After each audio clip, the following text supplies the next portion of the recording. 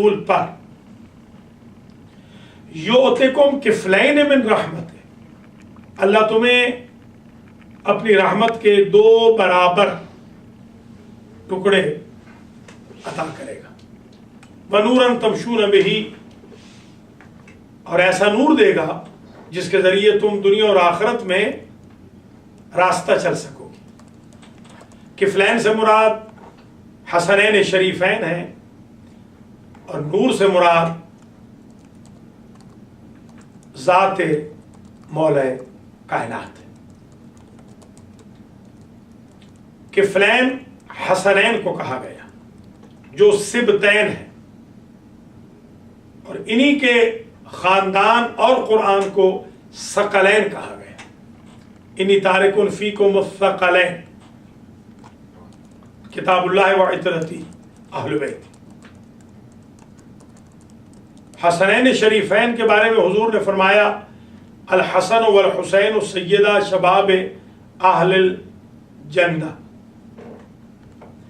الحسن والحسین ریحانتی، حسن حسین میرے 2 پھول ہیں، رسالت کے پھول ہیں۔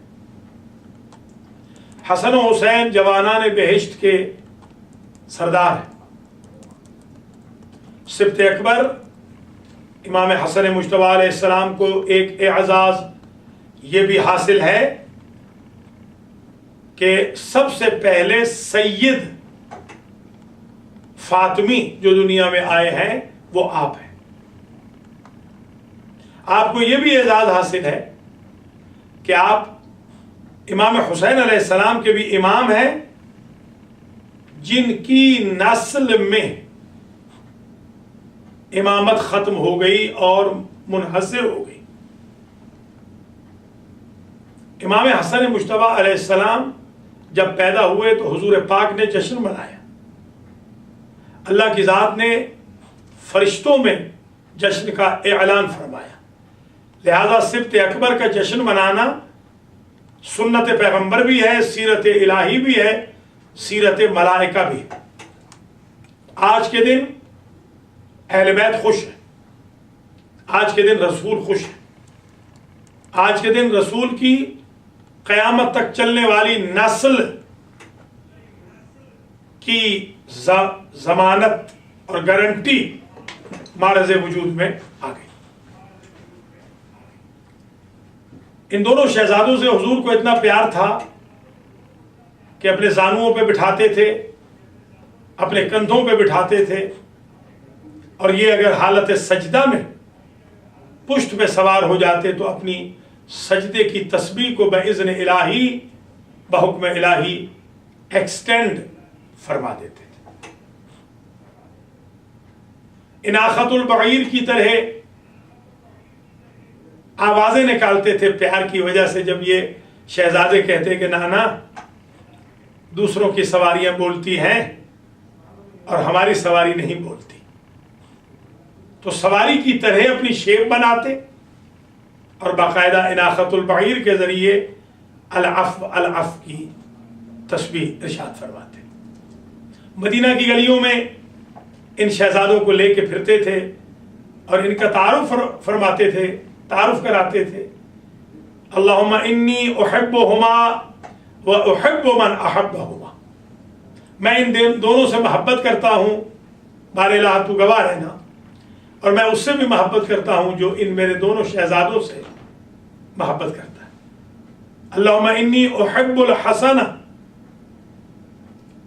و احب من احب الحسن، بار الہ میں حسن کو پسند کرتا ہوں اور ہر اس شخص کو پسند کرتا ہوں جو میرے حسن سے محبت کرتا ہے۔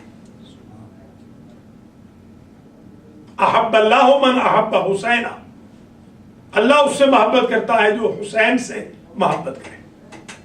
حسن و حسین وہ شہزادے ہیں جن کو قرآن نے یخرج منہم اللؤلؤ والمرجان، لولو اور مرجان کہا ہے، انہی کو قرآن نے کفلین کہا ہے، انہی کو قرآن کے ساتھ ملا کے اللہ نے نبی سے کہا ثقلین کہو۔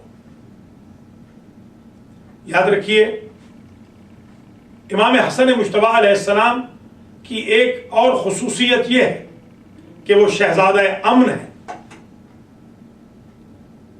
وہ پرنس آف پیس ہے۔ دنیا میں اگر امن برقرار رکھنا ہے تو امام حسن علیہ السلام سے اس کی تھیوری لینی ہوگی اور اسے امپلیمنٹ کرنا ہوگا۔ جہاں جذبات کے اوپر کنٹرول رکھ کے کاز کو آگے بڑھایا جاتا ہے، وہاں امام حسن کی سیرت سنگ میل کا کردار ادا کرتی۔ ٹالرنس اگر سیکھنا ہے تو ہمارے دوسرے امام سے سیکھیے، پیشنس سیکھنا ہے تو دوسرے امام سے سیکھیے، سخاوت سیکھنی ہے تو دوسرے امام سے سیکھیے۔ اسی لیے امام حسن علیہ السلام کے دسترخوان، جو ہمارے سبز قبا امام ہیں، دنیا میں شہرت رکھتے ہیں۔ امام علیہ السلام کا دسترخوان 24 گھنٹے چلتا تھا۔ امام کے خانے نیاز سے ہر شخص فیض یاب ہوتا تھا۔ امام کے بیت الشرف سے کوئی خالی ہاتھ نہیں پلٹتا تھا۔ جب ایک شخص نے آ کر اپنے قرض کی شدت اور بوجھ کا اظہار کیا تو امام نے اپنے خازن سے کہا، ہمارے خزانے میں اتنا ہے کہ اس کا قرض اتر جائے؟ تو اس نے کہا، جی ہاں اتنا ہی ہے، کل کے کھانے کے لیے کچھ نہیں رہے گا۔ آپ نے عنایت فرما کے خازن سے کہا، کل وہ خدا دے گا جس نے یہ دیا تھا، اور ہم ذخیرہ اندوزی نہیں کر سکتے۔ خازن نے کہا کہ آپ اپنا ہاتھ روکتے کیوں نہیں؟ تو آپ نے فرمایا، میں اس لیے اپنا ہاتھ نہیں روکتا کہ کہیں وہ کریم رب اپنا ہاتھ نہ روک لے۔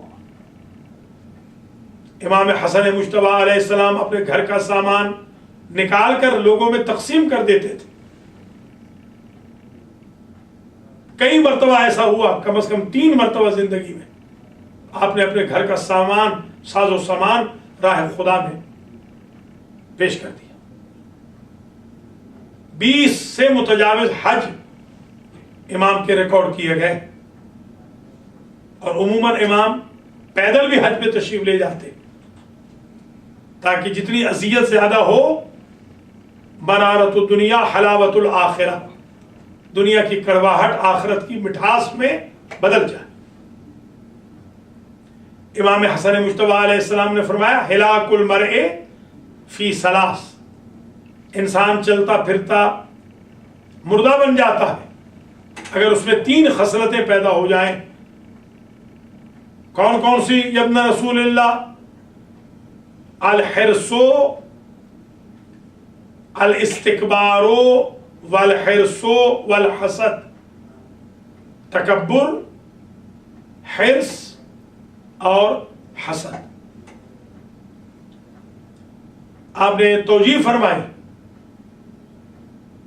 حرص نے، طمع نے آدم و حوا سے جنت چھڑوا دی، تکبر کے سبب ابلیس راندہ بارگاہ الہی ہو گیا، اور حسد کے سبب سگے بھائی قابیل نے سگے بھائی حابیل کو قتل کر دیا۔ یہ امام علیہ السلام کی نصیحت بھی ذہن نشین فرما دیجیے گا۔ امام تو اپنے قاتل کی صلح کی آفر، اپنے باپ کے قاتل کی اور اپنا ارادہ قتل کرنے والے کی صلح کی آفر کو قبول فرما رہے ہیں تاکہ ڈویژن نہ ہو۔ اور ہمارے ہاں ٹالرنس کا، فارگیونیس کا اظہار تک زندگی میں نہیں ہوتا۔ امام علیہ السلام کی سیرت و کردار سے یہ بھی سیکھ سکتے ہیں کہ ایک شخص مدینہ کی گلیوں میں جب امام پاک کو دیکھتا ہے کہ وہ گھوڑے پہ سوار ہیں اور آپ نے اچھا لباس زیب تن کیا ہوا ہے، ہمارے ائمہ خوش پوش تھے، خوش لباس تھے، یہ ہمیں اپنے ائمہ سے سیکھنی چاہیے عادت۔ بعض ہمارے ائمہ ہیں جن کے لیے سرکمسٹانسز ایسے تھے کہ جن کو بہت سمپلسٹی میں زندگی گزارنی پڑی، جن میں مولا کائنات بھی ہے، حضرت علی ابن ابی طالب سلام اللہ علیہ، مگر باقی جو ہمارے ائمہ ہیں جن کو اپرچونٹیز ملی وہ خوش پوش تھے، خوش لباس تھے، سفید پوش تھے. حضور کی بھی سیرت ہے سفید پوشی. اور جب آپ مسجدوں میں آئیں، خاص طور پر جشن وغیرہ میں جائیں، مراکز دین میں جائیں تو بن ٹھن کے جائیں. پتہ چلے کہ آج عید کا دن ہے، آج شیعان علی عید منا رہے ہیں. بلکہ ہمارے سنی بھائیوں کو بھی چاہیے، بہنوں کو وہ بھی تشریف لے جائیں، اس لیے کہ امام حسن علیہ السلام تو ان کے بھی امام ہیں. صحابہ کرام رضوان اللہ تعالی علیہم اجمعین ان شہزادوں کو جب دیکھتے تھے اظہار ادب کرتے تھے. بلکہ صحابہ کرام کے نعرے ہیں، ادبوا اولادکم باخلاق آل محمد، اپنی اولادوں کو اخلاق آل محمد سکھاؤ، آل محمد کے اخلاق سکھاؤ. امام حسن مجتبی علیہ السلام کو جب اس شخص نے دیکھا کہ وہ شخص امام کے بابا پہ طعن و تشنیع کر رہا ہے، امام کے والد کے اوپر تنقید کر رہا ہے، تو امام نے کہا اگر تمہاری کوئی خواہش ہو، بھوکے ہو تو میں کھانا دینے کو تیار ہوں، پیاسے ہو تو پانی دیتا ہوں، لباس چاہیے تو اپنا جوڑا پیش کرتا ہوں، سواری چاہیے تو یہ گھوڑا حاضر ہے، گھر چاہیے تو میرا گھر حاضر ہے. اس کے بعد وہ قدموں پہ گر جاتا ہے اور کہتا ہے کہ میں معذرت خواہ ہوں. تو یہ ایک بہت بڑا درس ہے ہمارے لیے کہ ہم اپنے مخالفوں کے ساتھ کس حسن سلوک سے، حسن گفتار و رفتار سے پیش آئیں کہ وہ ہمارے مذہب کو اڈاپٹ کر لیں. ہمارے ہاں بٹرنس نہیں ہونی چاہیے. ہمارے مراکز میں آ کر لوگوں کو وہ اخلاق کے امام مجتبی ملے کہ لوگ صرف اخلاق سے ہی کنورٹ ہو جائیں. حضرت امام حسن مجتبی علیہ السلام کی جو صلح تھی وہ آفر معاویہ کی طرف سے تھی، حاکم شام کی طرف سے. آفر آپ کی طرف سے نہیں ہے، آپ نے ایکسپٹ فرمائی ہے اور اپنی شرائط پر امام نے صلح کی ہے. یہ غلط فہمی دور ہو جائے. امام نے جو چند شرائط رکھی ان میں ایک شرط یہ تھی کہ معاویہ آج کے بعد سیرت رسول پر چلے گا یوں کہ قرآن و سنت کو رہنما بنائے گا، نہ کسی اور شخص کی سیرت کو. تو جب معاویہ نے اس پر دستخط کیے تو وہ یہ انکار نہ کر سکا کہ اس سے پہلے بھی وہ قرآن و سنت پر چل رہا ہے. یہ امام کی بہت بڑی فتح ہے. پھر امام کا یہ فرمانا کہ آج کے بعد میرے بابا پہ ہونے والا سب و شتم ختم کر دیا جائے گا، جسے پریکٹیکلی ختم کر دیا گیا. یہ اس بات کی دلیل ہے کہ دربار یہ مان گیا کہ پہلے وہ جو کام کر رہے تھے وہ جائز نہ تھا، ورنہ وہ شرط کیوں ایکسپٹ کرتے. عراق اور یمن کے شیعوں پر جو مظالم ہو رہے ہیں وہ بند کر دیے جائیں گے. اس کا مطلب یہ ہے کہ پہلے جو مظالم ہو رہے تھے وہ شریعت میں جائز نہ تھے. حسن و حسین کے ساتھ بھی جو مظالم ہو رہے ہیں اور اہل بیت کے ساتھ انہیں بھی بند کر دیا جائے گا. اور معاویہ کو فردر مور اپنے طریقے سے جیسے وہ برسر اقتدار آیا ہے کسی اور کو اقتدار سونپنے کا اور امارت ودیعت کرنے کا حق حاصل نہ ہوگا، جو کہ معاویہ نے پریکٹیکلی مخالفت کی. مگر فار دا ٹائم بینگ تو امام یہ معرکہ جیت گئے. اگر امام علیہ السلام صلح نہ فرماتے تو وہ مختصر سی باوفا فوج کیسے تیار ہوتی جس نے کربلا کے اندر بیعت کی کلائی مروڑ کے رکھ دی، ہر دور کے ظالم و جابر کی حکمرانی کو ختم کرتا ہوا دکھا دیا۔ یزید جیسے جابر و فاسق و ظالم کے اقتدار کو خس و خاشاک کی طرح اپنی وفا کے سیلاب میں بہا دینا، یہ ان جان نثاروں اور وفاداروں کا کام ہے کہ جو حضرت امام حسن مجتبیٰ علیہ السلام کی 10 سالہ امامت میں ٹرین ہوئے تھے۔ حضور پاک نے فرمایا الحسن والحسین امامان قاما او قاعدا، میرے دونوں یہ شہزادے امام ہیں، یہ جنگ کریں تو بھی امام ہے، صلح کریں تو بھی امام۔ اگر امام حسین امام حسن کے دور میں ہوتے تو وہ صلح کرتے، اگر امام حسن کربلا میں ہوتے تو وہ جنگ کرتے۔ معصوم ڈیمانڈ کے مطابق سپلائی فراہم کرتا ہے۔ امام حسن مجتبیٰ علیہ السلام کے 4 فرزند کربلا میں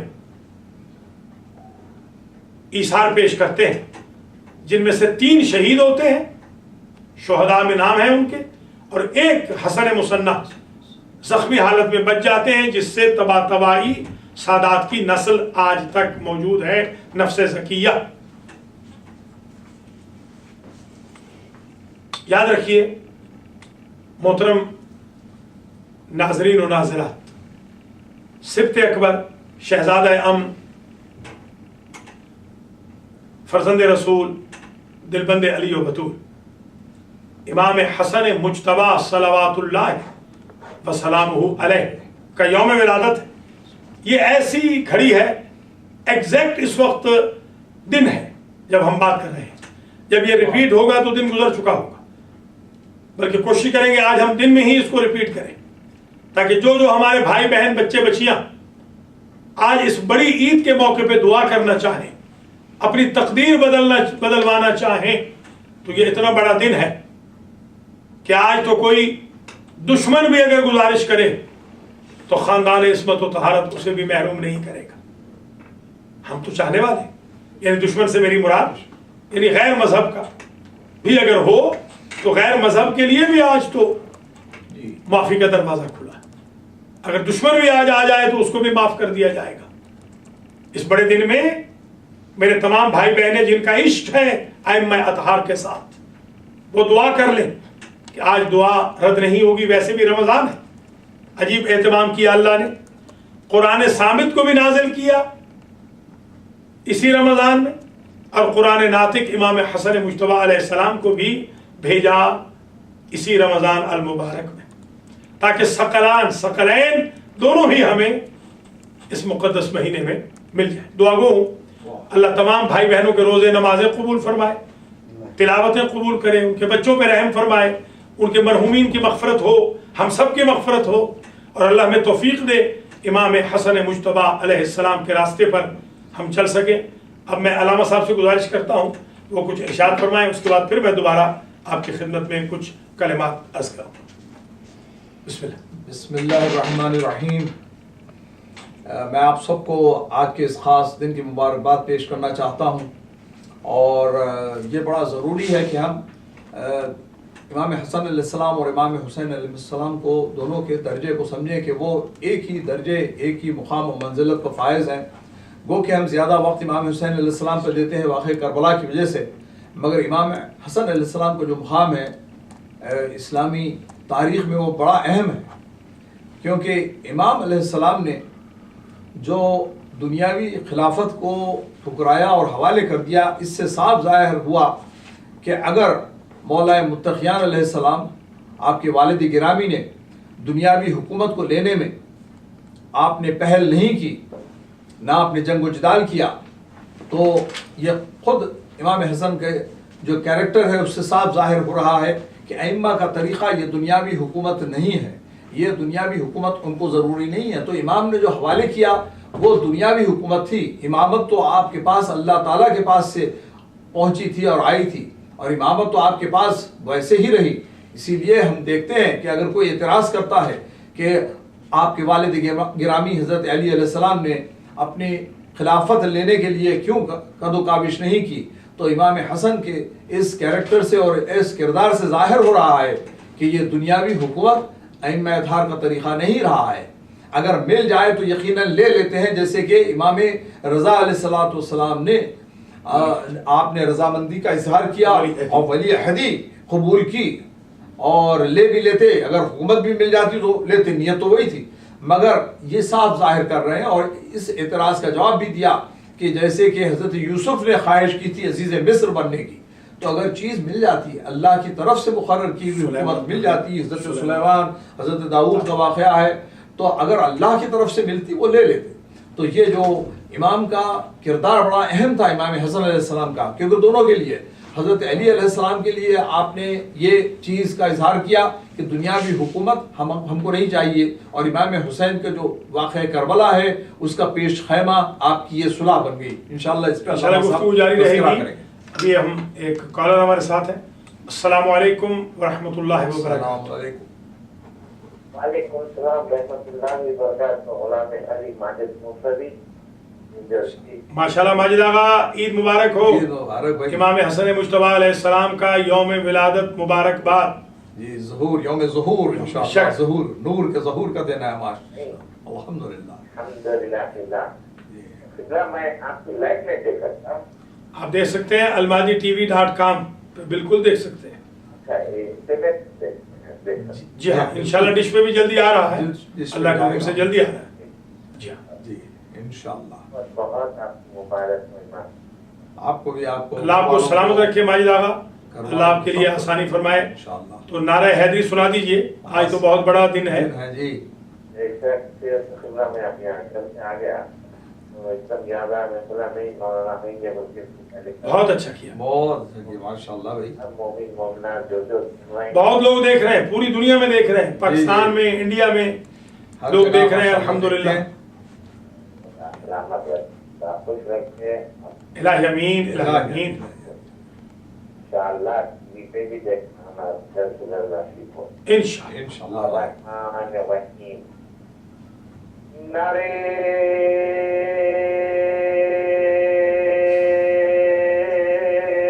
حیدری، یا علی، نعرے حیدری، یا علی.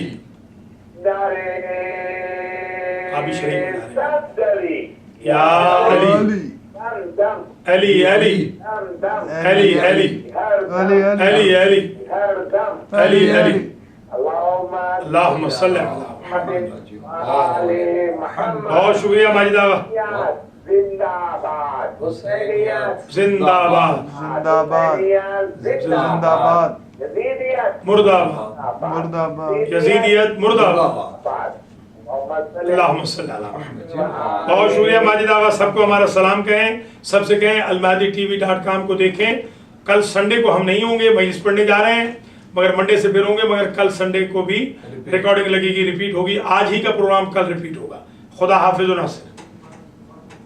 تو ہم ماشاءاللہ ہمارے ساتھ کالرز ہیں، ہمارا ریسپانس بہت اچھا آ رہا ہے، اگرچہ ابھی ہم انٹرنیٹ پہ ہی ہیں.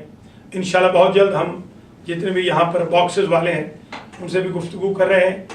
ڈشز پہ بھی اللہ کے حکم سے almadiTV آئے گا.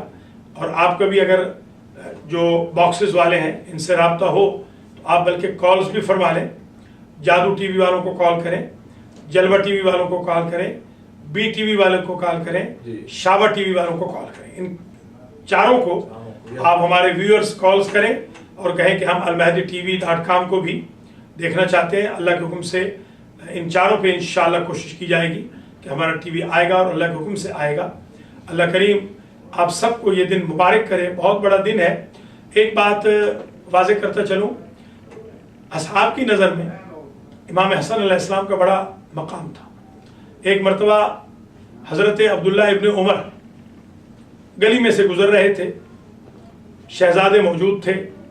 امام حسن مجتبیٰ علیہ السلام نے فرمایا کہ آپ یہاں سے چلے جائیں عبداللہ ابن عمر، یہ آقا زادوں کی، مولا زادوں کی گلی ہے، غلام زادوں کی نہیں. ابھی میں اس روایت کو مکمل کروں گا. دیکھتے ہیں ہمارے ساتھ کوئی کالر ہے. السلام علیکم ورحمۃ اللہ وبرکاتہ. السلام علیکم. السلام علیکم ورحمۃ اللہ وبرکاتہ. علیکم السلام ورحمۃ اللہ. جی جناب. تسلیم زمان بات کر رہا ہوں ٹورنٹو سے. جی ماشاء اللہ. جی بہت بہت مبارک ہو جشن امام حسن علیہ السلام. جی آپ کو بھی بہت بہت مبارک ہو. ماشاء اللہ آپ کی ٹرانسلیشن بہت اچھی چل رہی ہے اور بہت بہت اچھا چلے. اللہ کریم آپ کو جزائے خیر دے. اور کل آپ کے گھر پہ انشاءاللہ مجلس بھی ہے. جی تو اس میں 5 بجے تسلیم الزمان صاحب کے دولت خانے پر کل جشن امام حسن علیہ یا السلام کل ذکر امام حسن مجتبیٰ علیہ السلام ہوگا وہاں پر. تو یہاں ہم لائیو نہیں ہوں گے مگر وہاں کا جشن بھی یہاں انشاءاللہ ریلے کیا جائے گا اللہ کے حکم سے. تمام بھائی بہنوں سے گزارش ہے حسینیہ بھی تشریف لاتے رہیں. شام کو ہم واپس آ جائیں گے انشاءاللہ. 8 بجے یہاں پر بھی تقریر ہوگی کل مگر 5 بجے بشرط زندگی کل تسلیم زمان صاحب کے ہاں جشن ولادت امام حسن مجتبیٰ علیہ السلام ہوگا. بہت شکریہ آپ نے یاد فرمایا, آپ نے انکریجمنٹ فرمائی. پلیز کیپ واچنگ اور دوسرے لوگوں کو بھی بتائیے کہ almahdi.tv.com پہ لاگ ان ہو کر ہم سے رابطہ کریں. یہ بھی یاد رکھیں کہ عبداللہ ابن عمر کو جب امام حسن مجتبیٰ نے کہا کہ یہ آقا زادوں کی گلی ہے غلام زادوں کی نہیں, تو وہ آئے اور انہوں نے آ کر اپنے باپ سے یہ ذکر کیا. تو ان کے باپ نے یہ کہا کہ یہ کاغذ قلم لے لیجئے, آپ جا کر امام حسن مجتبیٰ سے یہی لکھوا کے لے آئیے. تو پوچھا بیٹے نے کہ آپ کیا کریں گے اس تحریر کو؟ تو کہا جب منکر و نکیر مجھ سے پوچھیں گے میرا مذہب کیا ہے تو میں نوشتہ امام حسن علیہ السلام کو انہیں دکھا دوں گا. اس کا مطلب یہ ہے کہ حضرت عمر کی نظر میں بھی نوشتہ امام حسن نجات قبر و آخرت کا ذریعہ اور سبب ہے, اور حضرت عمر اپنے آپ کو غلام سمجھتے ہیں ان کا, تبھی تو وہ یہ کہہ رہے ہیں کہ لکھوا کے لے آئیے, یہ بہت بڑی میری سند ہے. تو اس درجہ آپ کا احترام تھا. اصحاب رسول بھی آپ کا احترام کرتے تھے کیونکہ انہوں نے حضور کو آپ سے پیار کرتے ہوئے محبت کرتے ہوئے دیکھا تھا. اللہ کی ذات نے امام حسن علیہ السلام کا نام رکھا اور امام حسین کا نام اللہ نے وہی ریپیٹ کر دیا. حسین مصغر ہے حسن کا, یعنی حسن بڑا خوبصورت اور حسین چھوٹا خوبصورت. امام حسن مجتبیٰ علیہ السلام نے اپنی زندگی میں جو خطبات دیے ہیں وہ بھی بہت سنگ میل ہیں. جب انہوں نے اپنا تعارف کرایا تو اپنے تعارف میں انہوں نے نسبت رسول کی طرف دی, نسبت ہمیشہ علی و بطول کی طرف دی. وہ خطبات خود بلاغت الحسن پر ایک مکمل کتاب ڈاکومنٹیشن ہے جس میں صرف امام حسن مجتبیٰ علیہ السلام کے وہ خطبات درج ہیں جو آپ نے گاہے بگاہے ارشاد فرمائے. سر الشہادتین میں محدث دہلوی یہ لکھتے ہیں کہ سابقہ انبیاء کو اللہ نے جن نعمتوں سے نوازا تھا ساری نعمتوں سے حضور کو نوازنا چاہیے تھا, مگر قتل شہادت حضور کو بقول ان کے نصیب نہیں ہوئی. تو بقول علامہ کے ایک سقم آ رہا تھا, کمی آ رہی تھی. تو وہ کمی اللہ کی ذات نے امام حسن کی شہادت کے ذریعے سری شہادت دے کر اور امام حسین علیہ السلام کی شہادت کے ذریعے جہری شہادت دے کر پوری کی. تو محدث دہلوی کے بقول قتل حسن قتل رسول ہے, قتل حسین قتل رسول ہے. تو اب یہ ظاہر و واضح ہو گیا کہ قاتل حسن بھی قاتل رسول ہے, قاتل حسین بھی قاتل رسول ہے, اور قاتل رسول کی توبہ قبول نہیں ہو سکتی. ہمارے ساتھ ایک کالر ہے, دیکھتے ہیں, پھر علامہ صاحب سے گزارش کریں گے کہ وہ ارشاد فرمائیں. السلام علیکم ورحمۃ اللہ وبرکاتہ. السلام علیکم ورحمۃ اللہ وبرکاتہ. رضا کاظمی بول رہا ہوں گروپ سے نیو یارک سے. شکریہ جناب کال کرنے کا. رضا کاظمی صاحب بروکلن نیو یارک سے. دن آپ لوگوں کو بہت मुबारक हो आपको और मुफ्ती साहब को। ये आपको भी बहुत बहुत मुबारक। शुक्रिया। इंशाअल्लाह। आपको बहुत बहुत मुबारक। एक सवाल है और वो जनाब इमाम हसन अलैहिस्सलाम की सुलह के मुतल्लिक है जी। कौन सी ऐसी शराइत की बिना पर जनाब इमाम हसन अलैहिस्सलाम ने वो सुलह फरमाई और उसमें वो डोमिनेट हुए। एक लोग तो ये कहते हैं कि देखिए जी इमाम हसन ने सुलह कर ली और लेकिन हदीस ये बताती है कि इमाम हसन अलैहिस्सलाम ने जो सुलह की वो अपनी शराइत की थी। जो कोई अपनी शराइत फॉलो करता है डेफिनेटली वो डोमिनेट होता है। तो कायदी ये जरा बताइएगा कि उसको में कौन सी शराइत। क्या मैंने पहले भी अर्ज किया है, फिर रिपीट कर देता हूं। पहली शर्त ये थी कि मुआविया आज के बाद कुरान और सुन्नत के मुताबिक फैसले करेगा। तो यही पहली शर्त पे ही इमाम ने उसे शिकस्त दे दी कि इसका मतलब ये है कि पहले वो कुरान और सुन्नत के मुताबिक फैसले नहीं करता था। दूसरी शर्त ये थी कि नेक खुलफाए रसूल की सीरत को अपनाएगा। इसका मतलब ये है कि खिलाफत कभी बुरे लोगों में भी जा सकती है और नेक खुलफा से मुराद जाहिर है कि हजरत की अपने बाबा है और ख़ुद आपकी ज़ाते गिरामी है। तीसरी शर्त ये रखी कि मुआविया को हक नहीं होगा कि वो अपना जाननशीन मुकर्रर करे। चौथी शर्त ये रखी कि शाम और इराक में तमाम लोग मुआविया के शर से महफूज रहेंगे। पांचवी शर्त ये रखी कि अली के शियों पर और असहाब पर जो मजालिम तोड़े जा रहे हैं उनको बंद कर दिया जाएगा। छठी शर्त ये रखी कि हसन और हुसैन और उनके ख़ानदान से मुआविया मकरो फ़रेब नहीं करेगा।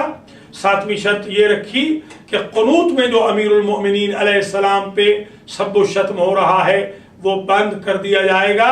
और आखिर में आपने तहरीर फरमाया कि इस दस्तावेज़ के ऊपर अल्लाह और उसके रसूल गवाह होंगे। इसमें हयात पैगंबर का भी सबूत दे दिया और अपने इलाही मकसद का भी सबूत दे दिया कि हमारा मकसद सुल्ह से क़ुर्बतन इल्लाह है और रसूल की नज़ारत में खुश होना है। तो ये शराइत थी जिन शराइत की बुनियाद पर इमाम हसन मुज्तबा अलैहिस्सलाम ने सुल्ह फरमाई थी। बिस्मिल्लाह।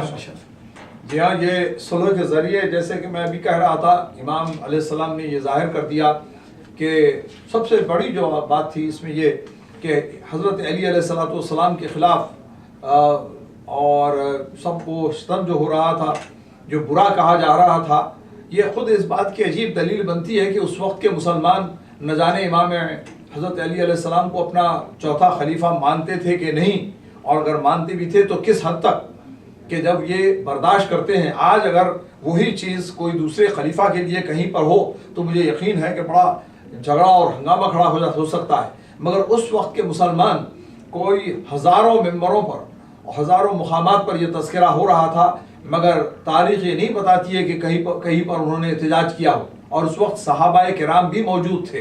तो ये बहुत बड़ी कमी थी उस दौर के लोगों में, जिसको इमाम हसन अलैहिस्सलाम ने दूर की कि अगर वो मौला को हज़रत अली अलैहिस्सलाम को चौथा खलीफा समझते तो ये मुमकिन नहीं था कि वो इतनी बड़ी चीज़ें बर्दाश्त करते जो हज़रत अली अलैहिस्सलाम के ख़िलाफ़, क्योंकि नबी ने साफ कहा था जिसने अली को बुरा कहा उसने मुझको बुरा कहा। तो ये सीधे बात नबी अकरम सल्लल्लाहु अलैहि वसल्लम की तरफ रुजू हो रही थी और उसको बर्दाश्त किया जा रहा था। तो ये बहुत बड़ी अहम चीज़ थी जो इमाम हसन अलैहिस्सलाम ने की, और ये शराइत के ज़रिए बतला दिया कि वो जो चीज़ें नहीं हो रही थी उनके लिए। और ये शराइत उस तरफ ही जाती हैं जिस तरीके से खुद मौला मुत्तक़ियान ने तीसरी खिलाफत के वक्त जब ये शर्त रखी गई कि कुरान और सुन्नत पे अमल करेंगे और सीरत शेखैन पर, तो हज़रत अली अलैहिस्सलाम ने साफ इनकार किया कि हम सीरत शेखैन पर अमल नहीं करेंगे, क्योंकि मौला ने कहा कि मेरा जो अमल है वो उलुल अम्र का अमल है। मैं तो अतिउल्लाह अतिउर उलुल अम्र के ज़िम्मे में आया हूँ और मैं तो इमाम वक्त हूँ और मैं गैर इमाम के सामने झुक नहीं सकता। इसी तरीके से इमाम हसन अलैहिस्सलाम ने जब ये देखा कि फितना इतना बढ़ चुका कि सब मुसलमान क़त्ल हो गए, तो नबी ने इशारा किया था और पेशीन गोई की थी कि आप सुलह फरमाने वाले हैं। तो बल्कि वो पेशीन गोई इमाम हसन के लिए हुक्म का दर्जा रखती थी कि जैसे ही आपने महसूस किया कि मुसलमानों की जान माल की हिफाजत हो सकती है اور یہ اس طریقے سے معاویہ کو پابند کیا جا سکتا ہے چند شرائط پر، تو سب سے پہلے آپ نے فائدہ اس سے اٹھایا. اور جبکہ دوسری جانب سے یہ حال تھا کہ اس سے جب پوچھا گیا، معاویہ سے جب پوچھا گیا کہ تم کیا چاہتے ہیں، تو انہوں نے صاف انکار کیا. انہوں نے کہا میں کچھ نہیں چاہتا، سفید کاغذ سفید ورقہ امام حسن کے حوالے کر دو، جو چاہے وہ لکھ سکتے ہیں. کیونکہ اسی وقت ذہن میں تھا کہ ان چیزوں پر عمل کرنے کی نیت نہیں تھی، ورنہ صلح میں تو دونوں طرف سے کنڈیشنز ہوتی ہیں.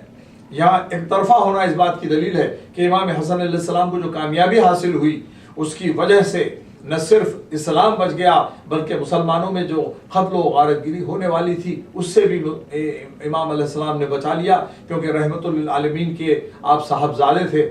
اور امام حسن کا مقام امام حسین علیہ السلام کے ساتھ ساتھ ہر مقام پر، جیسا کہ علامہ صاحب نے ابھی بیان فرمایا کئی موقعوں کے اوپر، یا جنت کی سرداری ہو. تو اب یہ سوال ہوتا ہے کہ جب جنت کے سردار ہیں تو جنت تو ایک ہی ہے، اسی جنت میں، بلکہ وہ حدیث آگے بھی جاتی ہے ابوہما افضل منہما، ٹھیک ہے، اور حدیث ہے کہ یہ حسن و حسین جنت کے سردار ہیں، ان کے بابا ان سے افضل ہیں. تو اگر انشاءاللہ سب جنت میں انشاءاللہ جو مومنین جائیں گے، ہم دیکھیں گے کہ سب سے اعلیٰ مقام تو نبی اکرم محمد مصطفیٰ صلی اللہ علیہ وسلم کا رہے گا، اور اس کے بعد حضرت علی علیہ السلام ہے اور حسنین علیہ السلام ہے. اب اس کے بعد اسی جنت میں اور بھی انبیاء ہوں گے جن کے حسن و حسین سردار ہوں گے. تو یہ بھی سوچنے کی چیز ہے کہ امام حسین جو کبھی کسی وقت بھی مسلمانوں کے خلیفہ نہیں رہے، بلکہ چند دن امام حسن رہے ہیں، امام حسین تو وہ بھی نہیں ہوا، مگر اس کے باوجود وہ جنت کے سردار رہیں گے. تو یہ دنیاوی جو خلافت تھی اس سے امامت کے اوپر کوئی اثر نہیں ہوتا اور نہ ہوا ہے. اور امام نے یہی ظاہر کیا. امام حسن علیہ السلام نے، ہماری ذمہ داری ہے کہ امام حسن علیہ السلام کے اوپر بھی ہم توجہ دیں، آپ کی سیرت پاک پر بھی، آپ کے بھی اگر آپ معجزات دیکھیں اور جو اقوال ہیں، علامہ صاحب آپ کو جو خطبہ سنائیں گے ماشاءاللہ سناتے رہے ہیں، یہ بہت اہم خطبے ہیں، اور وہی انداز ہے کہ جو نبی کا تھا یا علی علیہ السلام کا تھا، یہ وہی انداز تھا حضرت امام حسن کا. اور آپ دیکھیں گے اگر امام حسن علیہ السلام کے خطبوں میں، اور خاص طور پہ وہ خطبہ جو آپ نے فوراً صلح کے بعد دیا، اس سے خود ظاہر ہے کہ امام نے کس طریقے سے فضائل پڑھے ہیں، بتلایا ہے مخالفین کو کہ ہمارا کیا مقام و منزلت ہے جو اللہ تعالیٰ نے عطا کی ہے. آپ کے جو علمی مراتب ہیں اور کمالات و فضائل ہیں امام حسن مجتبیٰ علیہ السلام کے، وہ بھی کم نہیں ہیں. ہم دیکھتے ہیں ہمارے پاس کال ہے، اس کے بعد ہم چند منٹ کے لیے گفتگو کو جاری رکھیں گے. السلام علیکم ورحمۃ اللہ وبرکاتہ. وعلیکم السلام. آغا سجاد بولتا ہوں. خیریت؟ الحمدللہ. آپ فرمائیں خیریت سے؟ الحمدللہ، شکر ہے اللہ کا. آغا ذرا امام حسن مجتبیٰ کی خاموشی کے اوپر کچھ روشنی ڈالے تو. سجاد صاحب نے ہمیں کال کی ہے، وہ امام حسن مجتبیٰ علیہ السلام کے بارے میں سوال کر رہے ہیں. پہلے تو یہ سمجھ لیجئے کہ امام علیہ السلام کی جو خاموشی ہے وہ مصلحت ایزدی کے تحت ہے، کیونکہ حضور یہ پیشین گوئی فرما چکے تھے کہ میرے اس نواسے کے ذریعے میری امت کے دو گروہ آپس میں صلح کریں گے. اگرچہ وہ دوسرا گروہ باغی تھا، مگر اس کے باوجود بھی کوشش کی گئی کہ ان کو بھی راہ راست پہ لایا جائے اور ان کے ہاتھ میں کوئی بہانہ نہ دیا جائے کہ بنی ہاشم نے ایموشنل ہو کر صلح نہیں کی. اپنے باپ کے قاتل سے صلح کر لینا اور خاموش رہ جانا یہ بہت بڑی جرأت اور بہادری کا نام ہے، اس لیے کہ شجاع کے لیے نہ لڑنا موت ہوتی ہے، جیسے بزدل کے لیے لڑنا موت ہے. امام کے جو علمی فضائل و کمالات ہیں، ایک مرتبہ سوال ہوا امام سے کہ وہ 10 چیزیں بتائیں جو ایک دوسری سے سخت ہیں، تو امام نے فرمایا سب سے پہلے پتھر، اس سے سخت ہے لوہا جو پتھر کو بھی کاٹ دیتا ہے، اس سے سخت ہے آگ جو لوہے کو بھی پگھلا دیتی، اس سے سخت ہے پانی جو آگ کو بجھا دیتا ہے، پانی سے سخت ہے ہوا جو پانی کو لے کے چلی جاتی ہے، اور اس سے سخت ہے بادل جس کے دوش پہ ہوا اور پانی سوار ہوتے ہیں، اور اس سے سخت ہے فرشتہ جو اس کا امر لے کر بارش برساتا ہے، اور اس پہ سخت ہے ملک الموت جو اس کی بھی روح قبض کر دے گا، اور اس پہ سخت ہے خود موت کہ موت ملک الموت کو بھی لے جائے گی، اور ملک الموت پہ سخت ہے. امر اللہ، جس کے امر کے بعد ملک الموت بھی، امر موت بھی ختم ہو جائے گا اور پھر کوئی موت ہونے والی نہیں ہو. اس طریقے سے امام علیہ السلام نے مثلا سوال ہوا کہ ایسے چند لوگوں کے چند وجودوں کے نام بتائیں جو شکم مادر سے پیدا نہیں ہوئے. تو ان میں سے حضرت آدم علیہ السلام کا نام بتایا، کہا کہ وہ کوا جی جو حابیل کی تدفین کے لیے قابیل کو سکھانے کے لیے بھیجا گیا تھا، جی وہ اسی طریقے سے وہ دمبا حضرت اسماعیل کی جگہ، جی ہاں وہ جو آیا تھا، اور اسی طریقے سے ناقہ صالح وغیرہ اژدہا، وہ حضرت موسیٰ کا جو اژدہا تھا، یہ وہ وجود ہے کہ جو شکم مادر سے پیدا نہیں ہوئے. سوال ہوا کہ ایسی زمین بتائیں کہ جس پر سورج نے صرف ایک مرتبہ کرن ڈالی اور پھر سورج کرن نہیں ڈال سکا. تو آپ نے ارشاد فرمایا جب حضرت موسیٰ علیہ السلام نے اپنا عصا مارا تھا پانی پہ اور وہاں سے پتھریلی زمین ظاہر ہوئی تھی، وہ ایک ہی مرتبہ ظاہر ہوئی، سورج نے ایک ہی مرتبہ اس پہ کرن ڈالی، اس کے بعد کوئی کرن نہیں ڈالی. اور سب سے پہلا قطرہ خون کس کا بہا؟ تو آپ نے کہا حضرت حابیل علیہ السلام کا وغیرہ. اس قسم کے علمی کمالات آج شب کو انشاءاللہ ہمارے جو علمدار صاحب کی طرف سے آج افطار کا اسپانسر ہے، اس میں ہم خطبات بھی پڑھ رہے ہیں، بلاغت امام حسن مجتبیٰ علیہ السلام بھی پڑھ رہے ہیں. بلکہ ابھی میں نے نوٹ بک میں گھر چھوڑ آیا تھا، گھر جا نہیں سکا تھا، تو ابھی میں نے بیت القائم میں کی ہوئی اپنی تقریر کو 2 مرتبہ سنا ہے جو سفر میں نے کی تھی اپنی میموری کو فریش کرنے کے لیے. تو اس میں انشاءاللہ اور بھی فضائل علمی اور خطبات امام انشاءاللہ پیش کیے جائیں گے. اس کے علاوہ امام کا جو حسب نسب ہے وہ سب کے سامنے واضح ہے. امام نے دربار میں اس کا حسب نسب بھی بتایا کہ ہم تو یہ ہیں اور تم کون ہو. اس پہ بڑی طویل گفتگو ہے. امام کے خطبے کا ایک اقتباس یہ ہے، نحن حزب اللہ الغالبون، ہم اللہ کی وہ حزب ہیں، اللہ کی وہ پارٹی ہیں جو کبھی مغلوب نہیں ہوتے. وَنَحْنُ اِطْرَةُ رَسُولِهِ الْأَقْرَبُونَ، اور ہم اس کے رسول کی وہ اطرت ہیں جو ہمیشہ قریبی ہیں، اللہ سے بھی قریب ہے، رسول سے بھی قریب ہیں. وَنَحْنُ أَهْلُ بَيْتِهِ الطَّيِّبُونَ، اور ہم رسول کے وہ اہل بیت ہیں جو طیب و طاہر ہیں. وَنَحْنُ أَحَدُ الثَّقَلَيْنِ، ہم وہ ثقلین میں سے ایک ہیں. اللذین خلفہما رسول اللہ ونحن ثانی کتاب اللہ، اور ہم اس کتاب کا دوسرا ہے.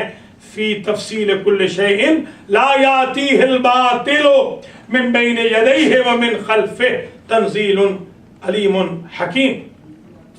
یہ جو امام علیہ السلام نے اس قسم کے اقتباسات فرمائے، اس سے امام کی عظمت، دشمن کے دربار میں کھڑے ہو کر امام نے اپنی عظمت کا اظہار فرمایا. اب کیونکہ ہمارا وقت ختم ہونے کو ہے، میں علامہ صاحب سے گزارش کروں گا کہ وہ ارشاد فرمائے. باقی گفتگو انشاءاللہ آپ حسینیہ HUSAINIYAH.com پہ سن سکتے ہیں. نیچے لکھا ہوا بھی ہے، آپ المہدی ٹی وی پہ دیکھ لیجئے، اور یہی پروگرام انشاءاللہ ریپیٹ بھی ہوگا. اب علامہ صاحب جو ہیں وہ بلا فاصلہ انگلش کا پروگرام شروع کر دیتے ہیں کیونکہ آج ہم ذرا لیٹ ہیں. ابھی فوراً ہی 15 منٹ کے لیے انگلش کا پروگرام علامہ الحاج فرت حسین مصفی صاحب قبلہ شروع کیے جا رہے ہیں. He will start the program in English right away, right now. اعوذ باللہ من الشیطان اللعین الرجیم. بسم اللہ الرحمن الرحیم. In the name of Allah, the Beneficent, the Merciful, I'd like to start off by taking the question that was raised just now, that it seems that Imam Hassan ﷺ was quite silent and he left a dormant life. If you look at the same aspect for our Prophet Muhammad Mustafa sallallahu alayhi wa alihi wasallam, the people might say the same thing, that he is Rahmatul lil Alameen, and obviously he should be very quiet. He is a blessing for everyone. But if you look at the real aspects, we find that he was the one who was asking Ali ibn Abi Talib alayhi salatu wasalam to go to the war, to go to the jihad, to answer and fight in defense. So even though he is Rahmatul lil Alameen, even then he has the obligation to establish justice on the earth, even at the cost of fighting with the people. So just Rahmatul lil Alameen doesn't mean that he should not even ask the people to fight on his behalf. Yes, he cannot raise the sword, that's fine. But by the same token, if someone came and complained to the Prophet about Hazrat Ali alayhi salatu wasalam, then you could see the Prophet was visibly upset and his color would change. He says, you cannot criticize Ali ibn Abi Talib alayhi salam in my presence. So this is very interesting to see that the same thing is happening with Imam Hassan alayhi salam. Why do we think that Imam Hassan alayhi salam is silent or dormant? Because he was there. He was there in the war also. He was present in the war also, a war of defense. He was there physically when he was attacked in Mosul, preparing the army. He was doing that. And as Allah Masad just mentioned, that right after the agreement was signed, some of the people present in the court of Muawiyah, they said, we want to listen to the tone of Bani Hashim, to the lahja of Bani Hashim. Imam Hassan alayhi salam, and the khutbah that Imam Hassan gave at that time is amazing. He started off by saying, don't you remember what the Prophet did with you? Don't you remember that the Prophet said, curse be on the person who is sitting on the camel and it was your father. Curse be on the person who is holding the reins of the camel. And curse be on the person who is coming behind on the camel. And the Imam says it was you, Muawiyah, and it was Yazid, your brother who was there. And when they saw this, and then Yazid turned to his courtiers and says, look what you wanted. You thought that Imam Hassan, just because he has signed the treaty, he will be silent? This is Bani Hashim. They will keep on telling and upholding the truth. They all realize that. And that continues in an amazing way. Some of the things are such that it's just worth going and looking at the khutbah. If you get a chance, you look at the khutbah. It goes in detail about things. He's talking about the birth of some of those people who are around there. What kind of a life they led in there. And this is the greatness. And the family tree of those people was being presented openly. And that was a shock for them because they thought that he has signed the treaty. Imam Hassan alayhi salam, he might become silent. Actually, they thought he'll become silent after signing the treaty. And right within a short time, I'm not sure how many days, just a few days after that, Imam has given this big khutbah. And a very detailed khutbah outlining his greatness and saying how the Prophet of Islam cursed the enemies of Islam. Because the Prophet has said very openly about Bani Umayyah that they are the cursed tree in the Holy Quran. They are the ones who would be like monkeys on the mimbar of the Prophet of Islam sallallahu alaihi wasallam. These things are very clear, and we have to have knowledge about A'immat Athar to the level that we see them from that perspective. So let me clarify that when he says that the Prophet is Rahmatul lil Alameen, it does not mean that he is not there to answer the people, because the same applies to Allah. Allah is Rahman and Rahim. But if you look at the descriptions of hell, you'll be surprised. The punishment that Allah will give out to the people, you'll be surprised, which is written openly in the Holy Quran. How some people will be demanding water and they will be given water and it will flow out through their intestines. The boiling water will be given to them. So Allah is showing that a person cannot cause problems in this world and get away. They will see فَمَنْ يَعْمَلْ مِثْقَالَ ذَرَّةٍ خَيْرًا يَرَى فَمَنْ يَعْمَلْ مِثْقَالَ ذَرَّةٍ شَرًّا يَرَى. So those who gave trouble to the Prophet of Islam, attempt to kill him, attempt to hurt him, they will pay for it. Does not matter whether they are close to the Prophet or with him in Medina. Because some people, they constructed a Masjid al-Darar in Medina, which was to be destroyed. And these are the people who can be considered as companions, as Sahaba. They were with the Prophet in Medina and proclaiming the kalma of La ilaha illallah and Muhammadur Rasulullah sallallahu alaihi wasallam. It is very clear. Even then Allah says, do not even stand in that masjid. So we have to understand that Imam Hassan al-Islam had a complete life.